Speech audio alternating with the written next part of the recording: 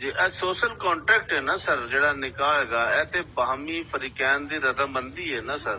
ਇਹਦੇ ਮੈਂ ਨਾ ਲੜਕੀ ਲੜਕੇ ਤੋਂ ਇਲਾਵਾ ਕਿਸੇ ਪੈਗੰਬਰ ਨੂੰ ਵੀ ਹੱਕ ਨਹੀਂ, ਕਿਸੇ ਵਾਲਦ ਵਾਲਦੈਨ ਨੂੰ ਹੱਕ। ਇਹ ਅਦਾਬ ਦੀਆਂ ਚੀਜ਼ਾਂ ਨੇ। ਜ਼ਾਹਿਰ ਆਦਲ ਭਾਈ ਇੱਕ ਭਾਈ, ਅਸੀਂ ਇਹਦੇ ਭਾਈ ਹੋਣ ਦੀ ਸੀਅਤ ਨਾਲ ਮੈਂ ਕੋਈ ਮਾਮਲਾ ਕਰਨਾ, ਮੈਂ 10 ਵਾਰੀ ਤੁਹਾਡੇ ਕੋਲ ਪੁੱਛਣਾ। ਇਹ ਅਦਾਬ ਦੀਆਂ ਚੀਜ਼ਾਂ ਨੇ, ਇਹਦਾ ਦੀਨ ਨਾਲ ਕੋਈ ਤਲਕ। ਲੜਕੀ ਲੜਕੇ ਤੋਂ ਇਲਾਵਾ ਕਿਸੇ ਮਾਂ ਪਿਓ ਨੂੰ ਇਜਾਜ਼ਤ ਹੀ ਨਹੀਂ। ਉਹਨਾਂ ਦਾ ਜੈਸੇ ਦਿਲ ਜਦਨ ਦਿਲ ਬਾਲਗ ਹੁੰਦੇ ਨੇ, ਲੇਕਿਨ ਅੱਛੀ ਚੀਜ਼ ਹੈ ਆਪਣੇ ਵਾਲਦੈਨ ਦੇ। ਤੁਹਾਨੂੰ ਜੀ ਮੈਂ ਇਹੀ ਅਰਜ਼ ਕਰ ਰਿਹਾ ਸਰ ਕਿ ਉਹ ਖੁਤਬਾ ਨਿਕਾਹ ਕੀ ਹੈ ਜਿਹੜਾ ਸਾਨੂੰ ਆ ਕੇ ਪਾਗਲ ਖਤਬਾ ਉਹ 10,000 ਰੁਪਏ ਹੈ ਮੌਲਵੀ ਸਾਹਿਬ ਦੀ ਜੇਬ 'ਚ ਜਾਂਦਾ ਦਿਹਾੜੀ 'ਚ 10 ਵਾਰੀ, ਬਾਅਦ ਸੂਰਤਾਂ 'ਚ ਜਾਂ 5 ਵਾਰੀ ਜਾਂਦਾ ਹੈ।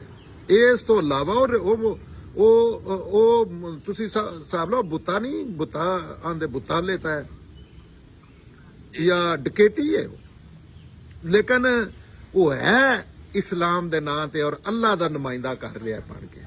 ਉਹ ਬੰਦਾ ਨਾ ਬਰੂਪੀਆ ਬਨਾਰਸੀ ਠੱਗ, ਉਹਨੇ ਇੱਕ ਮਸ਼ਹੂਰ ਕੀਤਾ ਹੈ ਕਿ ਇਹ ਇਸਲਾਮ ਹੈ, ਇਹ ਦਾੜੀ, ਇਹ ਪਗੜੀ, ਇਹ ਮੇਰਾ ਇੱਕ ਚੋਲਾ ਪਾਇਆ ਹੈ। ਇੱਕ ਜਿਸ ਤਰ੍ਹਾਂ ਨਹੀਂ ਤੁਹਾਨੂੰ ਪਤਾ ਜਿਹੜੇ ਮੌਲਵੀ ਨੇ ਉਹ ਦੁਲਹਨਾਂ ਤੋਂ ਜ਼ਿਆਦਾ ਉਹ ਤਿਆਰ ਹੋ ਕੇ ਜਾਂਦੇ ਨੇ, ਉਹ ਖਾਸ ਲਿਬਾਸ ਪਾ ਕੇ, ਉਹਨਾਂ ਦੀ ਟੋਰ ਇੰਜ ਹੋ ਜਾਂਦੀ। ਉਹ ਨਾਰਮਲ ਇਨਸਾਨਾਂ ਟੁਰਦੇ ਨਹੀਂ, ਜਿਸ ਤਰ੍ਹਾਂ ਇਸ ਤਰ੍ਹਾਂ ਟੁਰਦੇ ਨੇ ਜਿਸ ਤਰ੍ਹਾਂ ਕੋਈ ਪ੍ਰੈਗਨੈਂਟ ਬੱਚੇ ਵਾਲੀ ਮਾਂ ਟੁਰਦੀ ਹੈ। ਇਸ ਤਰ੍ਹਾਂ ਉਹਨਾਂ ਦਾ ਸਟਾਈਲ ਹੀ ਵੱਖਰਾ, ਕਿਉਂਕਿ ਉਹ ਅੱਲਾ ਦੇ ਨੁਮਾਇੰਦੇ ਨੇ।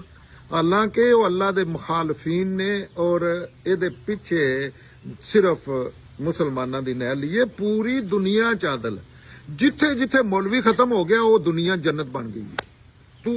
ਤੂੰ ਐ ਧਿਆਨ ਮਾਰ ਲੈ, ਤੇਰੇ ਸਾਹਮਣੇ ਦੁਨੀਆ ਪਈ।